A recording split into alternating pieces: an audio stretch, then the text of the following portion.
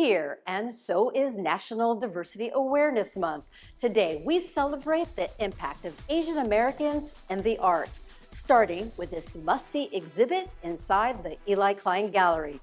I'm Ernabel DeMillo. This is Asian American Life. Up close with artist Andrius Alvarez-Backus. Author Rose Kwon Easton on her best-selling novel and the power of generational memory. Don't judge Word Up by its cover. This bookstore is a community hub. From Hollywood to Bollywood, meet actress Nandana Dev Sen. Plus, Filipino Nurses, the heart of healthcare, and my report on the impact of the strike. This and more on Asian American Life. I'm Vivian Lee. Our bodies are finite, but we spend our whole lives trying to keep them healthy. So how does the process of repair and renewal and trying to find resolution to health problems change us? Just one of the inquiries posed by Filipino-American artist Andrius Alvarez-Backus, whose solo show is on now here at the Eli Klein Gallery, just in time for spring. I wanted to preserve an element of aesthetic beauty and ideas of regeneration and healing. So I would want people to kind of come away with a more refined acceptance of the body's mysteries and a peace with the body's beauty and how it is never fully knowable. Andrius Alvarez-Backus's exhibit, I Want to Know, I Need to Know, are meditations on the enigma that is the human body. This sculpture, titled I Was Softer Then, recreates a cross-section of the thigh encased in tiny mirrored tiles applied by hand. You did each piece? Each piece, yeah. Because it's a round form, you have to kind of break them apart. Why not just take like a regular disco ball? I am like an artist. I'm like, if you show it, you're gonna make it.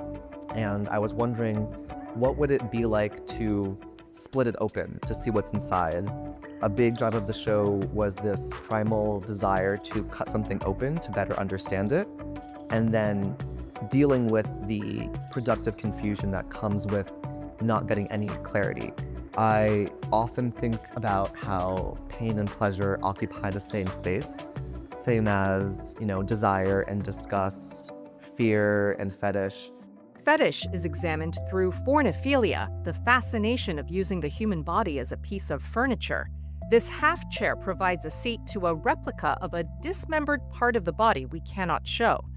In this piece, Are You Still Strong Enough?, a wonder horse was salvaged from a junk pile, then sutured and given a patina of timelessness.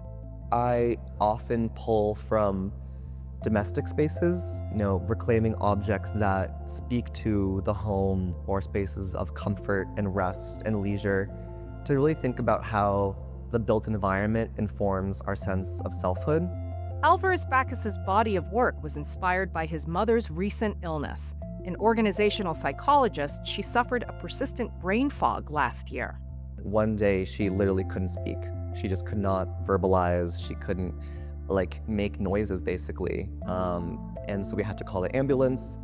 His mother had a rare form of encephalitis. Meanwhile, medical practice dominates in the family. His grandfather, several aunts, uncles, and cousins, and a sibling are either doctors and nurses or in medical training. While their professions helped them to search for answers, artist Alvarez-Backus jokes he's the family's black sheep.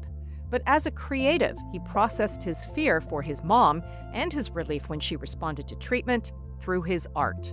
She is a very classic Filipino woman who really values family and work in equal measure. And, all that she does kind of for us. And so seeing her not able to kind of do her life's passion, which is, working in organizational psychology, was really kind of a hit to our family. The internal side of the human form has always been kind of a fascination because of that medical lineage that I come from, and a lot of, Filipino people can relate to that as well. And then here since I was looking at MRI images, the first coat of paint was this kind of icy blue-green. And so when I sanded away at it, it kind of revealed those contours. I like to think of textiles as kind of this stand-in for flesh, because it kind of is the one thing that humans interact with every day. I cut them all apart, And then I kind of hand suture them back together in kind of a quilt-like manner that almost feels akin to like grafting or surgery. He actually looks at epistemology with his very unique perspective, which carries cultural lineage, personal uniqueness, and his own experience. So that itself is very, very rare for an emergent artist like Andrius, who just graduated from Columbia. And my personal favorite, life-cast feet that look real enough to touch. These are my own feet that I molded using a like rubber silicone mold with a plaster mother mold on top of that. My grandfather was an orthopedic surgeon, and so a lot of the show echoes of his practice and stuff. And he always used to say to all of us, be like bamboo, bend, don't break. And here it kind of is this abstracted sculpture that speaks to a body in repose, but a body also in transformation. In this season of new beginnings, you can catch I Want to Know, I Need to Know through early May at the Eli Klein Gallery in Manhattan. For Asian American Life, I'm Vivian Lake. I'm Kyung Yoon. There's a saying that the best book that you can write is the book that only you can write. For author Rose Kwon Easton, she says that's what motivated her to write her debut novel based on the life story of her grandmother. These were the faded documents Rose Kwon Easton discovered stashed away in her parents' Los Angeles home in the early 1980s. They were my grandmother's nursing and midwife certificates. They were written in Japanese but had her Korean surname on it. Rosa's grandmother had been born in 1916 in Japan-occupied Korea. When she was 13 years old, she left for Japan in the hope of getting an education, spending her youth navigating an unwelcoming society and passing as Japanese. She was a nurse, and this was the 1930s, and she was living in Japan. How did she survive? She had a child, and that was my father. I knew she was a single mother because my grandfather passed away when he was only 22 years old. Rosa's curiosity about her grandmother got buried as her own life kept moving, with law school, a demanding career, and raising a family. Even so, the questions lingered, and in 2008, she began recording her conversations with her grandmother in her small senior apartment in LA's Koreatown. I kept them thinking that I'm going to do something with this someday. And it turned out that it was after she passed away in 2012. I started assembling her notes from the interviews, my own research, the discussions with my father. The materials became the basis for White Mulberry, an historical novel based on Rosa's grandmother's journey from North Korea to Japan, back to Korea, and eventually to America. Her resilience became the model for Mi-young, the character at the heart of Rosa's debut novel. Counting birds on her 2-hour walk to father's house, Mi-young tried to forget about Bobe leaving home soon. She wiped the sweat from her brow with her chogori sleeve and squatted against the beige stone wall outside father's front door. Scents of sugar and sesame drifted from her bag. The author chose to tell her grandmother's story as historical fiction because it allowed her to explore deeper emotional truths, drawing not only from her grandmother's life, but also from her own experience of immigrating to America at age 7. There are so many levels to this novel, but at the heart of it, it's an immigrant story. Yes, that's the story it needed to be able to relate to it on a personal level in order to be able to stay true to the character. So a lot of what she experiences in the book were experiences that I myself experienced as an immigrant. The first day of school, for example, where she walks in and doesn't know how to speak the language. Well, that was my first day of school in 2nd grade when I immigrated to America. White Mulberry has earned national recognition, becoming an Amazon First Reads editor's pick and a #1 bestseller in historical fiction, as well as being selected a best book by Parade magazine. Beyond the reviews, the book has resonated deeply with readers, including this group of Korean American women who recently came together in New York City to hear the author and to honor the achievements of a fellow Korean American woman writer. The characters in White Mulberry live on in Rose Kwon Easton's next novel called Red Seal, which is due out in October of this year. I'm Kyung Yoon for Asian American Life. In the heart of Washington Heights, where English and Spanish fill the air, a small bookstore has become much bigger than a place selling books. We speak with Veronica Liu about how she founded Word Up more than 15 years ago. It's Tuesday morning. Today is Veronica Santiago Liu's shift to open the gates of Word Up Community Bookstore, or Librería Comunitaria. This is the kids section. This is all books in Spanish, picture books, and then some chapter books and comics. My name is Veronica Santiago Liu, and I'm one of the founders and the general coordinator of the collective that operates Word Up Community Bookshop, Librería Comunitaria. This is our fiction section. So this is all fiction in Espanol. We were supposed to close July 2011, but there was so much community support for it that we ended up getting extension after extension. What started as a month-long pop-up store in June 2011 has since become an institution on this corner of Washington Heights. It's a densely populated neighborhood. It's about 75% of the population is of Latina heritage. It's teeming with people in a way that I think is wonderful. I love it. A child of immigrants, Santiago Liu grew up in Toronto. My mom is Filipino, and she grew up in the Philippines. And then my dad is Hakka, Chinese, but he's born and raised in India. When Santiago Liu moved to New York for college, she felt at home in Washington Heights' diversity. But while working in the publishing industry and running a free radio station from her apartment, she realized something was missing in the neighborhood. At the time, there were no bookstores and only 2 functioning libraries in a neighborhood of 170,000 people. But it was a shortage of the kinds of spaces where that could happen more openly and all the time. Like where you could find things, even find your people, or find a book, or find anything, even when nothing was going on. What she envisioned was a third space away from work and home, where neighbors can find books and community. It wasn't just about books more passively being available, but also being a space where events would happen, where events that were not necessarily literary events would be happening. Concerts, poetry readings, open mic nights, and community meetings fill up the calendar at Word Up.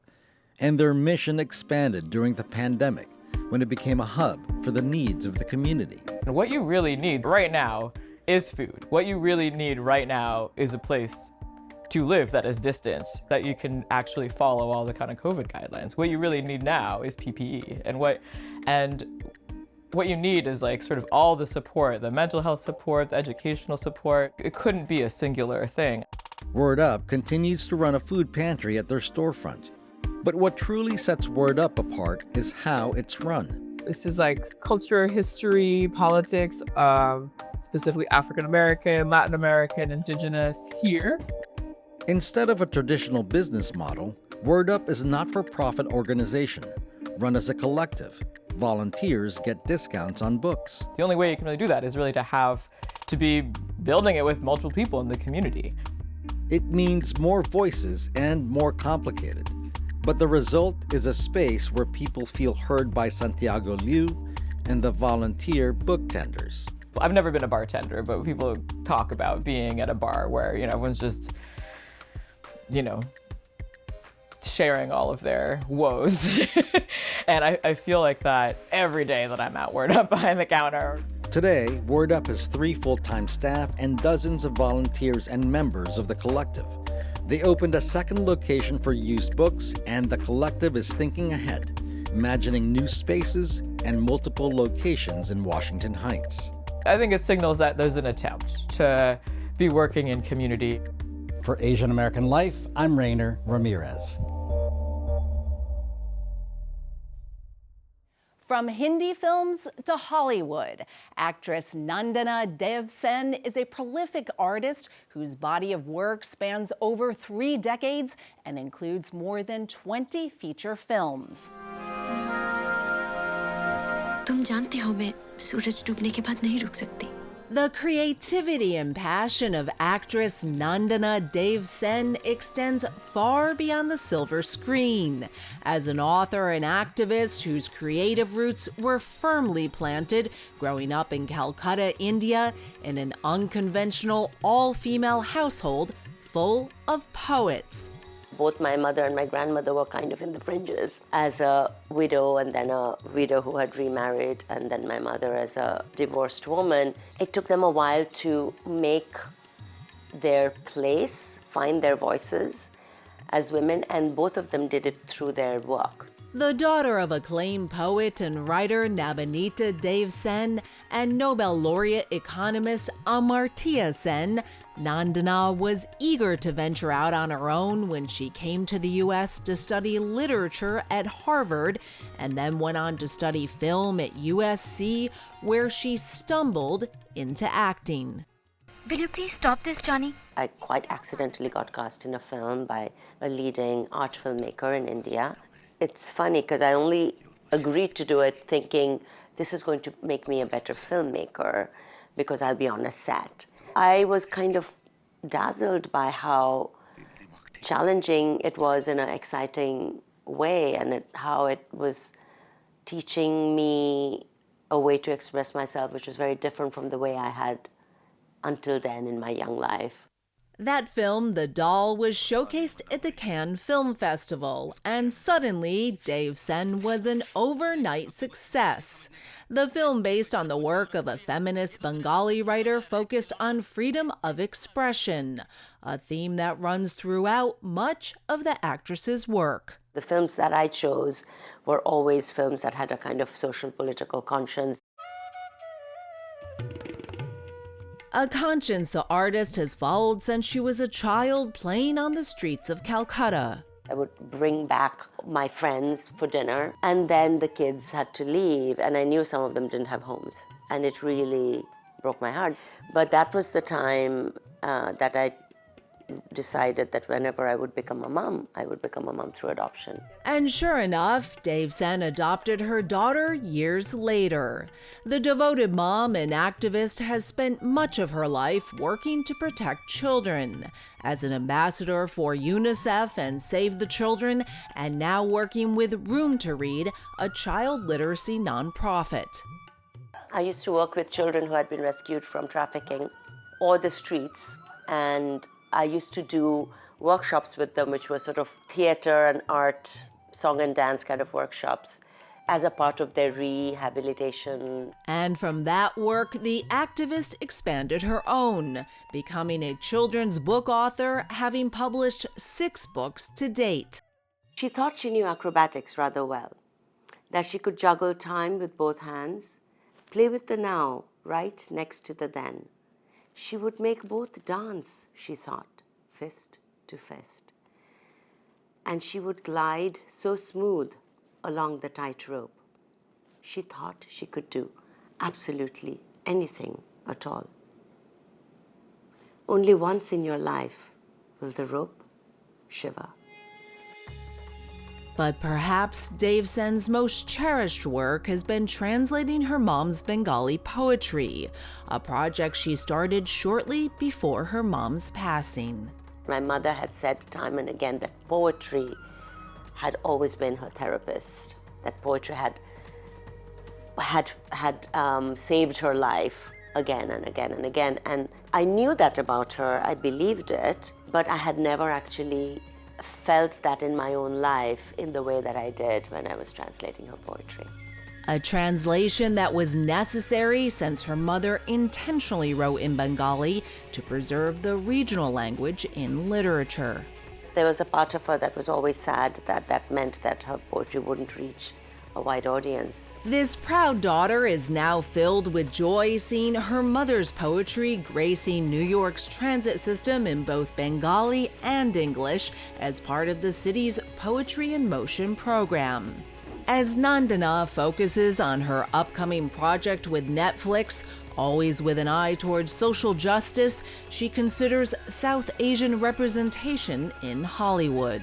It's called An Unaccustomed Earth, and it has an all South Asian cast, and it focuses on intergenerational relationships and forbidden love.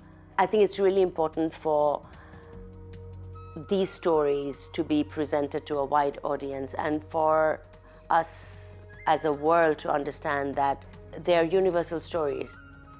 For Asian American Life, I'm Susan Jun.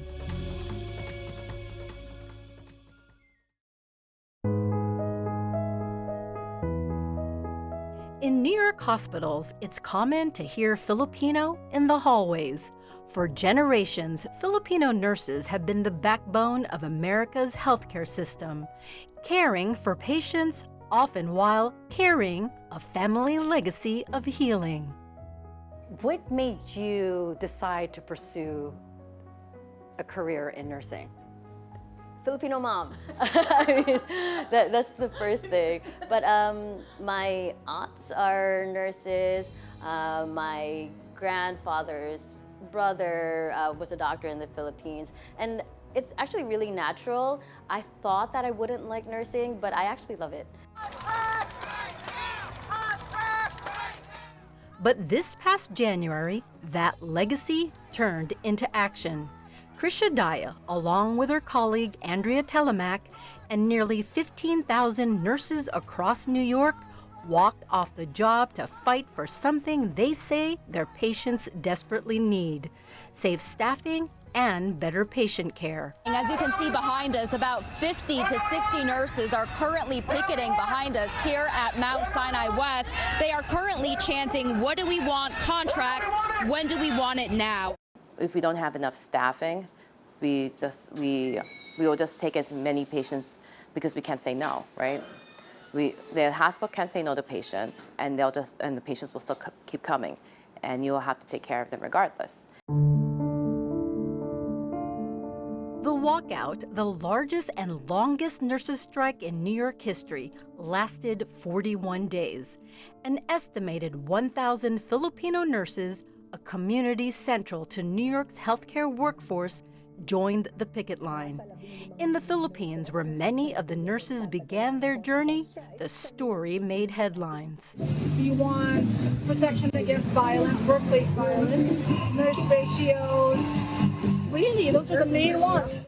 Nurses at Montefiore and Mount Sinai hospital systems approved a new contract in early February. New York Presbyterian nurses soon followed. Right now, the New York City nurses' strike is officially over.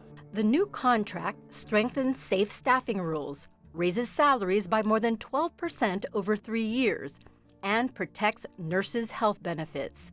It also adds new safeguards against workplace violence and includes language addressing artificial intelligence for the first time.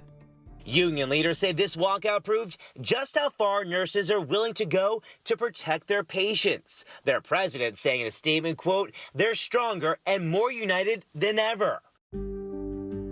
Now that the dust has settled, we wanted to learn more about the impact the strike and the new contract have on the Filipino nurses. We met Daya and Telemac in Queens at Kusina Bistro in the heart of Little Manila, a place where food, community, and healthcare workers often come together. Both Daya and Telemac are part of a long line of nurses. Everyone in my family are in healthcare, so my mom's a nurse, my dad's a med tech, my godparents are nurses, everyone around me is a nurse. Both nurses are dedicated to not just the profession, but the patients they care for. But even with the new contract, they are concerned they will still be stretched thin.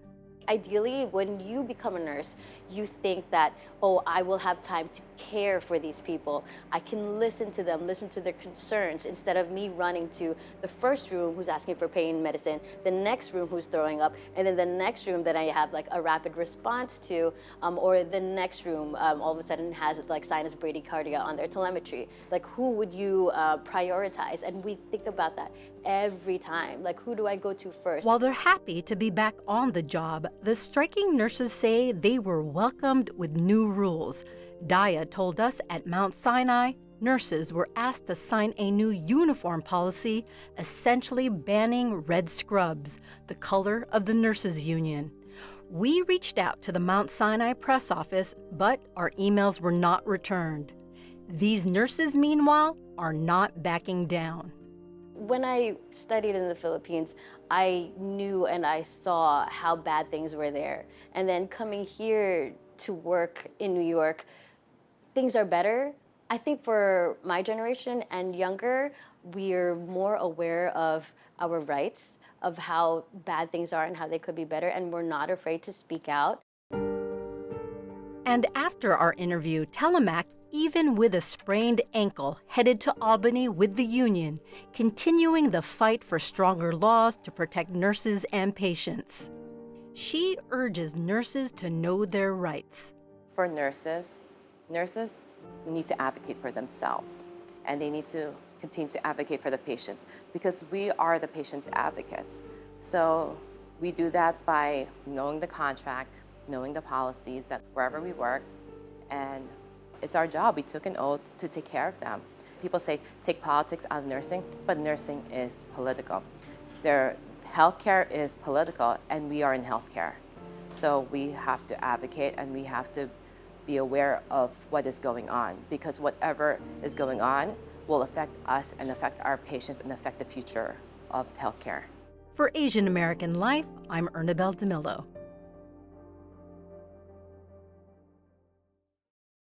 And finally, April is also Earth Awareness Month. Photojournalist Nicole Tung documents where our seafood comes from and why Southeast Asian countries are facing a crisis.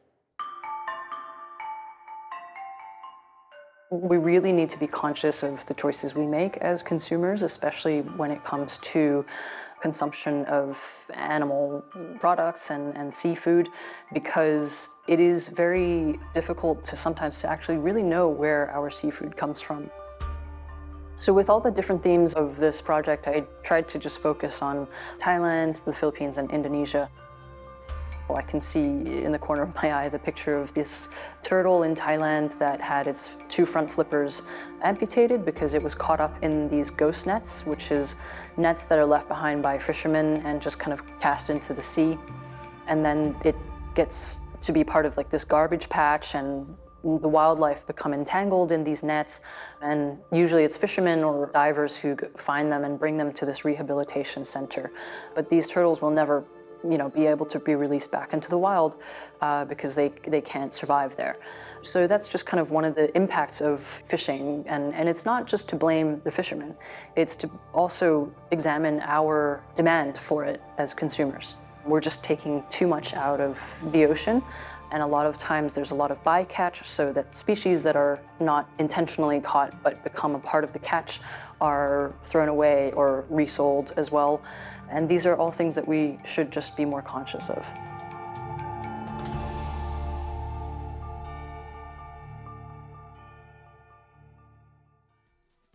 And that's our show for now. If you're in the New York area, be sure to check out I Want to Know, I Need to Know, right here inside the Eli Klein Gallery up until May 9th. I'm Ernabel DeMillo for Asian American Life on YouTube, Instagram, and Facebook, and the CUNY TV app. Thank you for watching. We'll see you next time.